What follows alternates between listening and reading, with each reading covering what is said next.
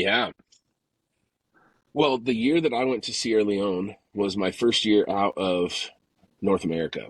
So in That's February, I went on a pastor familiarization trip to Israel, hmm and then I went to Sierra Leone, and that was my first time off of this continent, and that was a big change. And I think I don't know if my perspective changed as much as it got clarity. God was already stirring something in my heart as a leader. I think for me, the trip was to clarify things as a leader and to overcome some fears as a leader.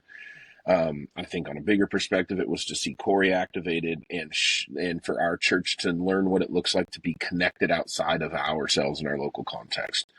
Um, but it helped because we all need those moments where we said yes to something a little risky and God showed up and surpassed our expectations to give us the boldness and courage to do it again. Because if we would have went and it would have been a train wreck, and the story in my heart was like, man, that was too risky. I shouldn't have done that. Maybe I messed up. You start questioning yourself. That's not the story yeah. like that propels you into what's next. And so, taking that trip was a launching pad for our church to be, especially for our size, a vibrant missions church. We've went on 1 to 2 trips, every year since then. We've gone to all different places. We're going to Cuba this year. We're working on something in China, and so there's just a lot of cool stuff going on. And then as I go to, I'm in Every Nation Seminary now with a cohort of people representing from 34 nations, and I'm there, and I'm Oh, like, that's oh, incredible.